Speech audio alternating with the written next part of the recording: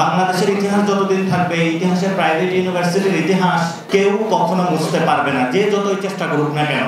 এটা ইতিহাসের অক্ষরে অক্ষরে লেখা থাকবে যে এখানে ইস্ট ওয়েস্ট ইউনিভার্সিটি রয়েছে, ব্র্যাক ইউনিভার্সিটি রয়েছে, নর্থ সাউথ ইউনিভার্সিটি রয়েছে।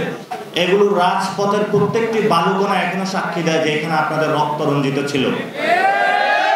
তো শেখ হাসিনা তো অনেক পরে পালাতে বাধ্য হয়েছিল, তবে পালানোর যে ইতিহাস এটা প্রাইভেট ইউনিভার্সিটির, এই যে এখানে ব্র্যাক ইউনিভার্সিটি, সরকারি ইউনিভার্সিটি এখানে একত্রিত হয়ে পালানোর প্রথম সূচনাটা প্রাইভেট ইউনিভার্সিটি করেছিল, যে ভবিষ্যৎ যে আমাদের সামনে সংকটটা আসতেছে কিভাবে তাদেরকে রক্ষা করা যায়। তো আমাদের যে লাস্ট যে 7 জানুয়ারির যে ইলেকশন, ওই সময় আমরা সবাই হাল ছেড়ে দিয়েছিলাম।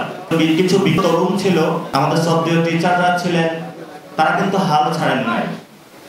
তারা আশায় ছিলেন যে না, আমাদের সামনে যে জঞ্জালটা রয়েছে এটাকে আমরা সরাতে পারবো।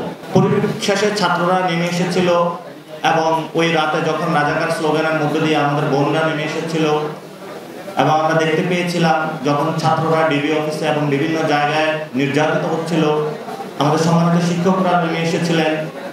এরপর দেখতে পাচ্ছিলাম আন্দোলনটা একটু স্থিমিত হয়ে গিয়েছিল।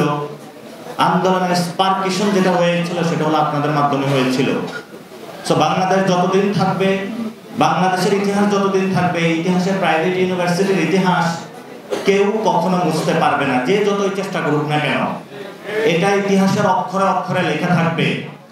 আগামীতে যে রাজনৈতিক দল আসুক, যে পক্ষ গোষ্ঠী ক্ষমতায় আসুক না কেন, অথবা কোনো ন্যারেটিভ, কোনো ব্যক্তি অথবা কোনো পক্ষ গোষ্ঠী যদি ভুলভাবে উপস্থাপন করে, কিন্তু বাংলাদেশের প্রতিটি মগজে মননে যে এখানে ইস্ট ওয়েস্ট ইউনিভার্সিটি রয়েছে, ব্র্যাক ইউনিভার্সিটি রয়েছে, নর্থ সাউথ ইউনিভার্সিটি রয়েছে, এগুলো রাজপথের প্রত্যেকটি বালুকণা এখনো সাক্ষী দেয় যে এখানে আপনাদের রক্ত রঞ্জিত ছিল।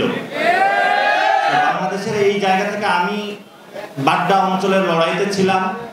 আমি ইস্ট ওয়েস্টের যে 20,000 স্টুডেন্ট এখান থেকে মার্চ করে সেই শাহবাগতে গিয়েছিল, আমি তাদেরকে জিজ্ঞেস করেছিলাম আপনারা কিভাবে যাবেন, বললো যে সবাই হেঁটে হেঁটে যাব। অনেক দূর পর্যন্ত ছিল। এখানে যখন হেলিকপ্টারে করে অ্যাটাক হয়েছিল, এই যে ডিআইটি প্রজেক্টের মধ্যে ব্র্যাক ইউনিভার্সিটি অভূতপূর্ব লড়াই করেছিল। যখন ব্র্যাক ইউনিভার্সিটির স্টুডেন্টদেরকে ভিতরের মধ্যে অ্যাটাক করে একটা পর্যায়ে নিয়ে যাওয়া হয়েছিল, তখন দেখলাম সেখান থেকে এআইডি এবং অন্যান্য যে ইউনিভার্সিটিগুলো তারা হলো দলে দলে ঝাঁকে এমনভাবে আসতেছিল যে পরবর্তীতে আমরা দেখিয়েছিলাম হেলিকপ্টার পালাতে বাধ্য হয়েছিল। তো শেখ হাসিনা তো অনেক পরে পালাতে বাধ্য হয়েছিল, তবে পালানোর যে ইতিহাস এটা প্রাইভেট ইউনিভার্সিটির, এই যে এখানে ব্র্যাক ইউনিভার্সিটি, সরকারি ইউনিভার্সিটি এখানে একত্রিত হয়ে পালানোর প্রথম সূচনাটা প্রাইভেট ইউনিভার্সিটি করেছিল। সেই ইতিহাস থেকে এই কথাগুলো কেউ মুছতে পারবে না। কিন্তু বিপ্লবের পরবর্তী সময়ে বাংলাদেশে এই পর্যন্ত 165টা মুভমেন্ট হয়েছে, কিন্তু এই 165টা মুভমেন্টকে আমাদের অত্যন্ত দক্ষতা এবং সাহসিকতার সাথে এগুলোকে পরিচালনা করতে হয়েছে এবং সবাইকে নিউট্রাল করে একটা জায়গায় বর্তমান বাংলাদেশকে আমাদের নিয়ে আসতে হয়েছে। আমাদের সরকার যখন আমরা গঠন করতে প্রচেষ্টা চালিয়েছিলাম, সেই সময়ে সেখানেও আমরা অনেক প্রতিবন্ধকতার শিকার হয়েছিলাম। বিভিন্ন পক্ষ গোষ্ঠী, বিদেশি আন্তর্জাতিক ষড়যন্ত্র এবং দেশীয় ষড়যন্ত্র করে সেটা সক্ষম। বর্তমানে ডক্টর ইউনূস স্যার আছেন, উনি কয়েকটি প্রজেক্ট নিয়েছেন। যে দাবিগুলো আমরা তুলেছিলাম এর মধ্যে অন্যতম সংস্কার প্রক্রিয়াগুলোর মধ্যে পুরাতন রাজনৈতিক বন্দোবস্ত যেটা রয়েছে সেগুলো অনেকাংশে বাধা সৃষ্টি করতে পারে।